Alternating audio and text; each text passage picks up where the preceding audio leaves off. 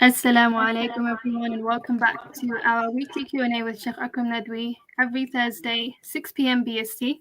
I hope no one can hear an echo because I can hear a slight echo, but it should be fine from your side, inshallah.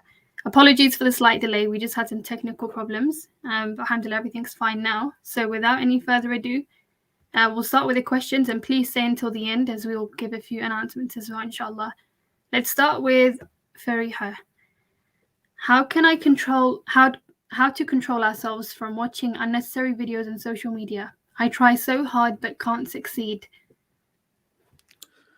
الحمد لله رب العالمين والصلاة والسلام على رسوله محمد وعلى آله وصحابه أجمعين أما بعد. This question is a very important question. Actually, this question and similar questions most people face all the time anyway. That there are things that we know they are harmful, they are wrong, or maybe they are sinful, but still we keep doing them and follow our desire. So, what is the best way to stop ourselves from, those things which are either sinful or they are mistakes or wrong waste of time? How can we stop ourselves? So, first thing we have to understand that Allah Subhanahu wa Taala never imposes upon the people something that they cannot do. He makes very clear, like nafsan illa wus'aha. Allah never burdens people except what is in their capacity, whatever they can do. So, what he does, he teaches people, explains to the people what is right, what is wrong. He has given them mind, wisdom, reason, thinking, and then he has given people the willpower. So, if they will, they can do something. And this is what has been given by him to everybody. So, first thing is whenever something is wrong, a video, whatever, you know it is wrong. Second thing is what you need to do is to create your will to stop it. Don't do it.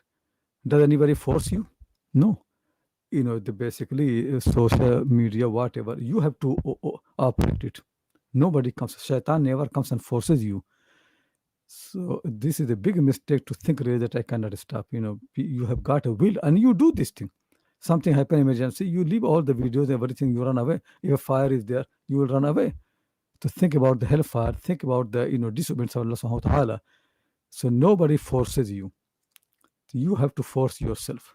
Understand what is right and what is wrong, then force yourself to do right and force yourself to avoid the wrong. That's what the test is. Otherwise, if Allah subhanahu wa ta'ala makes things without desire, everybody will follow. The test is that you have got choice between good and right, and your desire wants wrong thing, and Allah commands you to do right things. If you follow the wrong, you follow your desire, but you can stop yourself. The Quran said, وَأَمَّا مَنْ خَافَ مَقَامَ رَبِّهِ وَنَهَى النَّفْسَ عَنِ الْهَوَى فَإِنَّ الْجَنَّةَ هِيَ الْمَأْوَى. Those people fear their Lord, that they're going to be accountable, and they stop themselves from the desire, they get paradise. To fear Allah. So there's no other way, there's no magic. There's no magical way that to stop you from watching the wrong videos, unnecessary videos. It is you who do. Nobody can stop you other than you. To stop yourself, read the Quran, do the prayers, ask Allah subhanahu wa ta'ala, and then force yourself. Still, if you cannot do, impose something upon you. Say that if I do something wrong, I watch something wrong video, I'm going to give 10 pounds in the path of Allah. Make a box and put immediately. Next time, still do 20 pounds, 30 pounds. One day you'll stop. Something like that, impose upon, and then do it.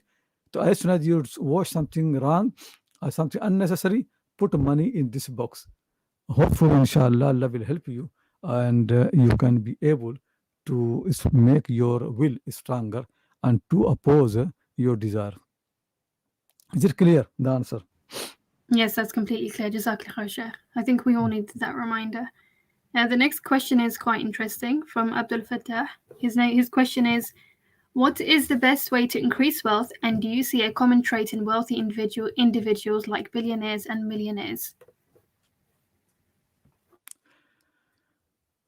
Thing really is wealth. People think only wealth is money. So that is a big mistake, really. in this world, the wealth of the people that matters to them so much, so many things that, not only material things, your knowledge, piety, fear of Allah subhanahu wa ta'ala, all those matters. Your well-being in the future, it depends not only on the money, on so many things. People have money, they waste, if they are not clever enough, they are not wise enough, they are not pious, the money becomes a curse upon them. Some people commit suicide. They have so much wealth and money, still they commit suicide. They waste their life. So there are so many things together that people need to understand. Really, increase your knowledge, increase your piety and fear of Allah subhanahu wa ta'ala. Sometimes small money can be very good for the people. I really don't think that people should be so much worried to increase the wealth rather than, means material wealth. People should be more worried how to live a peaceful life, a life in which they can prepare for the day hereafter, you know, a life in which they don't have poverty, they have enough to eat and drink and to spend, but not too much wealth, because too much materialism is a very, very harmful for the people. So I don't think really it is the right way to answer, try to ask this question that people become, increase their wealth. Most of people, when they increase their wealth, they always have problem. At least they waste their time. Something, modesty in this matter is much, much better. Though there are people who have been very wealthy and they have been very near to Allah subhanahu wa ta'ala, like Sulaiman alayhi salam, Dhul Qarnayn, and so many rich people among the companions. Abu Bakr Siddiq, Abdul Rahman Auf, Imam Abu Hanifa, Imam Layth ibn Sa'ad. They are very, very rich people. Zubair and Awam, they're rich people. They have a huge wealth. But, somehow they are strong people. They stop from themselves from the falling in the trap of the shaitan and the desire. But most people not like that. So I advise really most people should be careful about the materialism and having more wealth. Okay, inshallah, let's take a question from Adil. What can we do when you break an oath not doing sins, but end up... Apologies, Shaykh. You can see the question. I'm not sure if you can make more sense of it than me. I don't know. Okay, people do, a oath and then they break it. The way is kafara. The kafara Quran mentioned, feeding a slave. You don't have slaves these days. So what you can do, feeding 10 people or giving clothes for 10 people, or you cannot do that, then you can fast 3 days. So that is the thing that Quran has mentioned when you have, when you break your oath, and you must do this. Either give food to 10 poor people, or clothes for 10 people, or at least, fast. Then if you can't do that, then fast 3 days. So that's what you should do. And if you have lost your prayer, then make up. How many count, 1 year prayer, 2 years prayer. Then every day with one Zohar, do another Zohar, either Qada, Asr, another Asr. So if you do like that, then in 1 year you can do the Qada of the whole year. Okay, inshallah, let's take a question from Moin Odin. If a man has to full body search another man, including the aura, as part of their line of work, is this permissible? Yeah, if something it can be allowed in the need, like a doctors. Sometimes people can have injuries or any health problem, in their aura, men or women. Then, doctors, they have to examine it and in order to treat. So similarly, some these days, sometimes could be possible that there are, certain places where they want to check every part of the body. So if that happens, those who want that, they don't get any sin because that's their duty. And those who are examined, they cannot get sin because it's part of the, custom and that people do. So I don't think there's any harm in this matter. It's things which are necessary. You don't get a sin for that. It is when you desires to do something wrong, then you get sin. Okay, Jazakallah khair, Shaykh. We've got a question from Junaid. Please comment on the hadith about woman as a bad omen. The second part of the question doesn't make a lot of sense to me, but Shaykh, if you can understand it, maybe if you can address that too. The thing is, there's no bad omen about, the hadith, the women. The people have misunderstood. that hadith, and I explained that actually somewhere else as well, very clearly, that there's nothing about the women or about anything, something bad. People make up these things. That's why some ulama say it hadith means if there had been any bad omen in Islam, would have been something like that, you know. But there nothing. Islam does not allow people to have any bad omen. We have to always find a good thing, To, the Prophet ﷺ used to have good omen, but never bad. Bad one actually is from shaitan. People should not do that. Okay, let's take a question from Mehreen. If a person backbites an individual, is it compulsory upon the person to ask for forgiveness of that individual? Or he or she may be forgiven completely if he or she repents sincerely to Allah without saying sorry to this individual? Generally, when you harm or wrong any human being, you have to ask that person to forgive you. If somebody takes money from someone, they have to return back or ask the person to forgive. Similarly, if you have backbited someone, wronged someone, ask the person to forgive you. And that's the right way. And if you know that you're going to do this, then it will discourage you from backbiting the people. Sometimes it could be possible that if you tell the person that I backbited you, and the person becomes more angry and more problem, then maybe ask Allah to forgive you and give sadaqah on the behalf of that person. Don't tell him. But generally, no doubt, you have to tell the person and ask him to forgive you. Okay, Jazakallah khair, Shaykh. We have a question from Tenzim. Can I shake hands with my female cousins? The people who are in your family, they know each other. You can explain to them, but actually you have to teach your cousins about Islamic manner or culture. So men should not shake hand with the non-mahram women. It's very clear. So you have, when we allow something like that, is a new place, you're working or you go for an interview and nobody knows really, you can't explain that time. So if you shake hand without desire, that's fine. But in your family, I don't understand why you want to do this. In your family, you have to explain to everybody that this is not it. You have to teach, you have duty. So I don't think that the people should actually shake hand with non-mahram female in among their cousins and relatives. This is not right, because it can be harmful. Actually, it itself is harmful anyway. Shaking the hand itself is a dangerous and sinful thing. The people should never do this. Okay, Jazakallah khair, Shaykh. The next question is very interesting, and this is a question about the rights of an employer. Should I now note down how much time I spend chit-chatting with colleagues or going to the toilet and staying longer for that time? Now, Sheikh, I can understand this. The lines are blurred even more when people are working from home a lot. If you're contracted for a certain amount of hours to work, is it your duty to report how much time you spend talking, how much time you spend walking around, or say going for a prayer break or a toilet break? How important is that? Because technically you are paid for that time. Yeah, the people are employed for two ways. One is they assign you task. Just you do your task with honesty. It doesn't matter how long you take. Then that's fine. Up to you. Whatever time you spend, you have to do that. But second thing, you are employed your time. You have to give the time.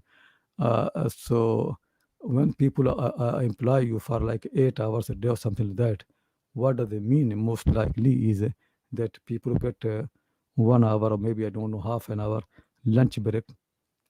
You can ask also for the prayer break, and imagine understandable that you can't work for such a long time. Nobody can do so.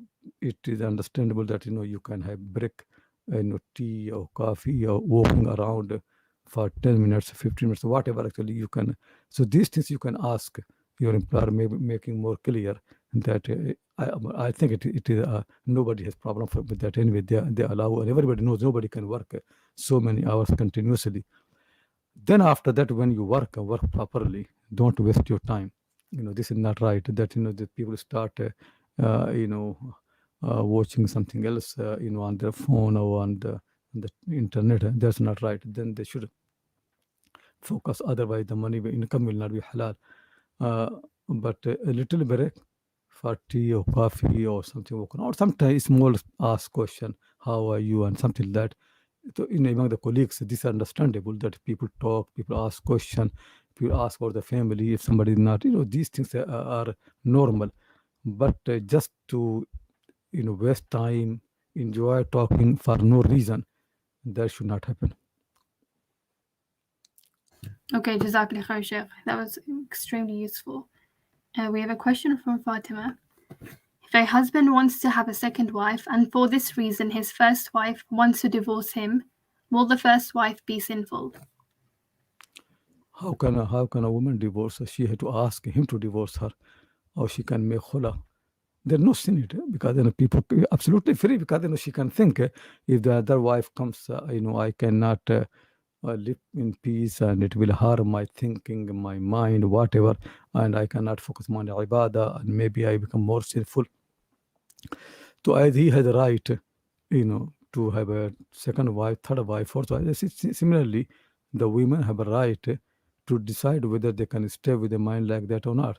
Up to them. To if she think she cannot stay for any reason, good reason, then she can ask him to divorce her, or she can make khula, whatever. There's no sin in this matter. She'll absolutely fine. This is, yeah. Okay, let's take another question from Moinuddin. What is your opinion on the coming of the Mahdi, and are there any genuine, authentic ahadith regarding this? Mahdi means guided. So Khulafa are always guided. The Prophet said, after me, follow the rightly guided caliphs. Al Khulafa al Rashideen al Mahdiyin. So all these Khulafa are Mahdi, Abu Bakr the Mahdi, Umar the Mahdi, Uthman the Mahdi, Ali the Mahdi, all their guided caliph. To whenever somebody, meaning basically is when they make a decision, don't differ from, don't oppose. Allah subhanahu wa ta'ala, inspires them. He helps them. When Umar make a decision, to conquer Syria or Iraq, so don't differ from him. Follow his advice because he's guided. Allah is helping him. His part. People should not disobey their rulers and their master, especially those who work for these pious people. So similarly, at the end of the day, Muslims will have Isa alayhi salam will descend from the heaven and he will judge among the people. So he is guided. Sometimes hadith hakaman adilan. Sometimes, hadith say Mahdi, he is Mahdi. Muslim hadith said Mahdi. But to have somebody special, independent with the title of Mahdi, we don't have any proof or any sound hadith for that. There's no hadith about the concept of an independent person as just Mahdi, in Bukhari, Muslim, Muwatta. Nothing like that. In the weak hadith, more likely the concept has come from Shia people. So Mahdi simply means, those rulers who are guided. It's not like any position from Allah subhanahu wa ta'ala. It is guided people. To me, from what I understand from the hadith, actually, is Isa alayhi salam is the Mahdi. He's the last Mahdi guided, caliph. He'll be there. But if before him somebody is, Mahdi or guided, we don't have problem. If people believe or don't believe, because Mahdi is not a prophethood. It is just like, a title for any Khalifa or Amir Mu'mineen. Like there have been good people. Abu Aurangzeb has been a very pious king. And also in Ottoman past, there have been some very good kings, sultans. Among Abbasid people, there have been some very good, very pious people. Umar ibn Abdul Aziz was very pious, and he's called also Khalifa Mahdi, guided. So Mahdi is like a title, like you see, so and so is alim, pious person, taqi, muttaqi, wari'. So similarly, Mahdi, guided. But Mahdi to consider as a position in religion, that we don't have any proof. Nothing in the Quran, nothing in the Sound Sunnah of the Prophet sallallahu alaihi wasallam. Okay, inshallah, let's take a question from Abdul Rahim. How do I practically find recipients to give charity or zakah? After all the scandals involving institutional charities, it's very hard for me to use them. I don't know too many people to inquire through. Is there an easy, clear-cut way to find true recipients? The right way is always there. Right way to find the poor people in your locality, among your relatives, or far away, and go and give them. Then you have direct contact with them. That I always encourage. Like that, what we do. I do myself. We find out people in our village in India or somewhere, those who really are poor, we know them, and then we help them, or among the relatives. Those, or there are Muslim institutions, they need help. Some madrasas, good madrasas, which you think they trust, you can help them. So in this country or other country, or some students who are studying and they have family, they can't afford to look after their family. So if you can help them, or some widows in this country, there are women whose husbands have died and very difficult life for them, or some women divorced, or some convert Muslims. They have left their families, now they're Muslim, they don't have enough money. If you can help people like that, that's much better. I really don't like people to go through any charities. The best thing is to find right people yourself directly. Okay, let's take a question from Ihsan. The sunnah is to keep one's eyes open during the sajda. Is this correct? But are we allowed to close them regularly if it helps us concentrate more, or would this count as bid'ah? Yeah, there's no sunnah really to close the eyes. People should pray normally. And I don't understand why closing the eye will help you to concentrate. Nothing concentration is from the mind, not from the eye. If you're in front of you, there's things which can distract you, then move it. There are the Prophet ﷺ did not like, when Aisha Lata put a curtain on the windows or on the door. So the Prophet ﷺ asked her to remove the curtain. He did not say, okay, let me close my eyes so I can concentrate. No, he asked, because the eyes will be open. So he asked the curtain to be removed. If you have got in your room where you pray or in the mosque, things which distract you, remove it. But there's no need to close your eyes, because in the prayer, you worship your Lord properly and learn how to concentrate and control your eyes. So I don't think there's anything really like that.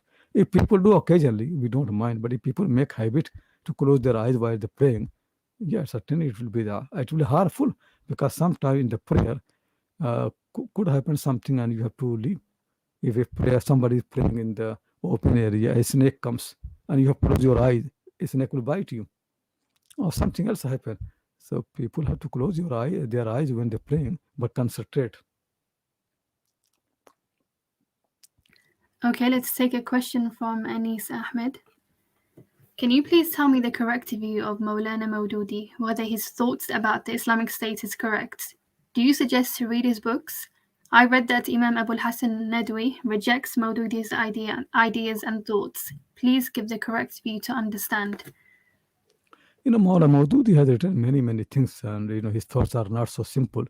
So there are many things which are very, people can learn. His tafsir is one of the most important tafsir works written in Urdu language. Now it's translated in English as well. And his many works criticizing the Western culture and materialism is very, very powerful. People should read it. Western philosophies and ideas, and to make Islam pure. His ideas about Islamic politics, that where Maulana Abu Hassan Nadwi has criticized him. 'Cause he think, it is too much emphasis on the politics. It is like making Islam like a political movement. So it should not happen like that. So it is complicated. What you need to do is read Maulana Abu Hassan Nadwi's book, that he has written, At-Tafsir Siyasi fil Islam. असर हाजिर में दीन की जदीद और सियासी तफहीम तशरीह. So in Urdu and Arabic, Tafsir Siyas al-Islam. If you read that, that will help you. But it is not, other than that, I don't think there is plan to read Maula Maududi or anybody else really. Everybody has many things good. And Maula Abu Hassan Nadwi himself has taken many good things from Maula Maududi. He mentions that especially his criticism about the Western culture and materialism and many Western philosophy is very, very powerful. There nobody in Muslim world who has discussed this in such a clear and powerful way. Even people in the Arab world, all these modern thinkers, all have been influenced by Maulana Maudud in this matter. So I will not say to you, don't read him. Read him, but don't take things where he has been criticized by the ulama, especially his ideas about the politics. Okay, Jazakallah khair, Sheikh. We'll take one last question. And this is, in one of the narrations of Ibn Abbas, radiallahu anhu, it was said that the jilbab means to cover everything except one eye. In another narration, he says that the face and the hands can be shown. So which one is to be followed? Thing really that when people answer the question, they answer according to the audience. Sometimes you can say to the people, cover everything, your both eyes or something like that. People depend what they say. But generally, jilbab does not mean that. Jilbab means a loose cloak over your clothes. You know, you don't need to cover the face or eye or hand, palm or feet. That's generally, but sometimes could be like in certain cultures where the people actually stare at women's face. They will say, okay, cover your face because these people are not cultured and refined. They don't respect the women. So there you have to cover the face. But generally, we don't force people for something like that. So when Ibn Abbas or anybody advises something, it can't to their time, can't to the audience. But that's not from the Prophet Sallallahu Alaihi Wasallam, from the Quran. Quran does not say like that. Quranic way is that ask believing men and believing women to control their gazes, to control, to press. So don't make your eye go to the place of the beauty of the men and women. But you can look at the face. People used to look. Otherwise, how can you recognize anybody if you don't look at the face? But with not with the desire. That's not right. So always understand in books of tafsir you will find Ibn Abbas says something, somebody else says something. It not necessarily means that they think this is the tafsir of the verse. They want to teach you what is relevant to you, how you follow in your time. But it does not always mean that that is the only way to understand that verse. So in our time in Western society generally, that if people, women have jilbab and they and the face are uncovered and palms are uncovered, people respect that. People know really this is the modest cloth and things like that. So people have a full respect for a person like that.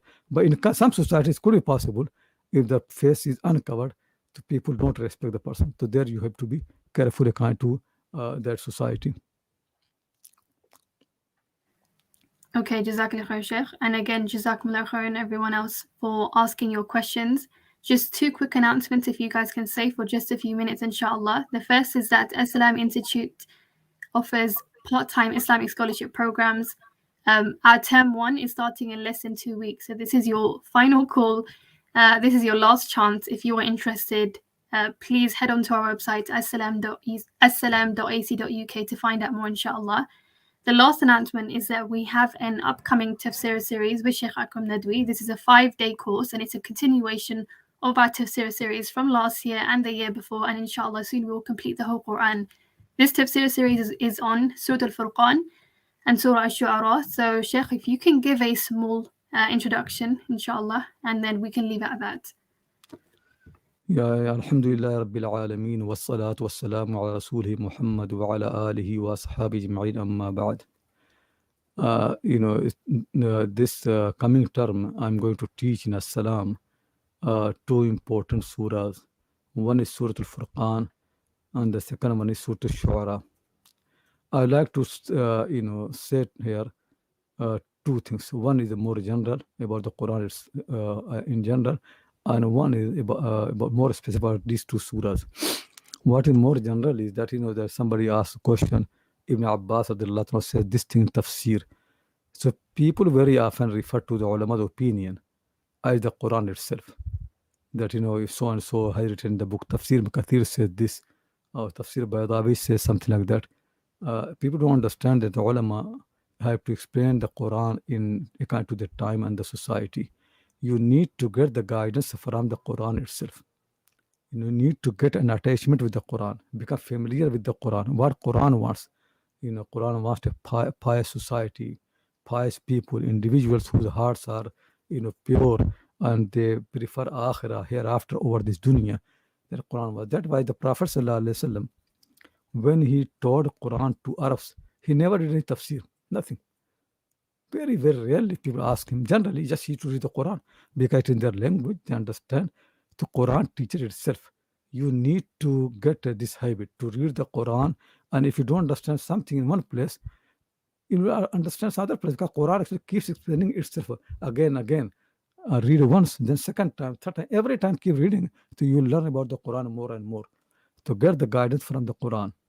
People can be helpful for you, but don't think the teachings of the ulama are Quran itself. So if you read some in Tafsir of Maududi or Tafsir of anybody else, Islahi or Mawna Farahi or Sayyid Qutb Shaheed or Ibn Kathir in the past, it is their tafsir, their interpretation. They want to present the Quranic teaching into their own context. Not necessarily the Quran itself. So read the Quran. Get what Allah wants from you. Try to understand. So this is a very, very important actually things to learn. This is a more general advice I want to give you. Second thing about this surahs, Quran really teaches the essence that matters to the people. What the real problem in the society, the human being is. Allah subhanahu wa ta'ala knows that when people have got desire, they're very difficult for them to get guidance from themselves, because desire will make them to prefer something which is easy for them, a kind of desire, what desire wants. That always people actually do wrong things. So in that case, the best thing is that Allah subhanahu wa ta'ala gives to the people safe guidance, and then He makes obligatory on the people to follow it. That then they cannot follow the desire. When the revelation comes, they have to follow revelation, even if it goes against their desire. So that's why Quran emphasizes so much on the importance of the messengers, prophets, guidance, revelation. So when people understand this thing, then they cannot follow their own desire. Surah Al-Furqan and Surah Al-Shu'ara are these two surahs, and many other actually called to along with other surahs as well. But these two surahs focus on the obedience of the prophets. That prophets must be obeyed, and the evidence that why prophets are prophets, what they have to teach, why revelation is important. And the people don't follow the prophets, so what will happen? How they are misled, how they misguided, and what was the punishment for the people who oppose the prophets. The prophets must be respected. Your mind is very helpful thing, but your mind cannot find the guidance independent. Not because it's not capable; it's capable. Reason is because desire influences. You have got wrong desire. Sometimes smell of the food. The food is unhealthy, but still you eat. Why? Not because you don't know, because desire. So people know right or wrong, but when you know that I have to obey, and if I disobey, I get sin. So then you easily can oppose your desire. So that's what we need to learn really. If you want to live a peaceful life, a life which can guarantee you paradise in the day of judgment, the way is to understand Quranic message and why it is important in Quran to believe in the messengers and prophets and to follow them. So these two surahs, inshallah, Surah Furqan, Surah Shura, because they also contain the history of the prophets and messengers, they will be helpful for this understanding. Actually, people should come to the Quran to get the guidance. So that I always emphasize, if you want to be pious, the way is the Quran. There's no book of guidance. Human books, whether books of the fiqh or something like that, they can be sometimes helpful, but not necessarily all the time. People could follow books of the fiqh and they can be misguided. Guidance is only in the Quran. To force yourself to learn the Quran, to understand, and once you understand it, then human books will not be interesting for you. You really think that how great, how elevated the Quranic teachings are. So I highly will ask you people that if you really want your salvation and you want to have a good life and pious life in this world, then learn the Quran, attend some of these classes which can train you how to think and how to understand. And then when you read yourself, it will be helpful for you, inshallah. Wa akhiru da'wana alhamdulillah rabbil alameen. Jazakallah khair, Shaykh. And again, once again, the URL is on the screen. Anyone who's interested in signing up for this course, all the details are on the URL on the screen, inshallah. Inshallah, we'll see you guys next week. Apologies for not taking all of the questions. Please do keep them, and hopefully, inshallah, we can address it next week. Assalamu alaikum, everyone.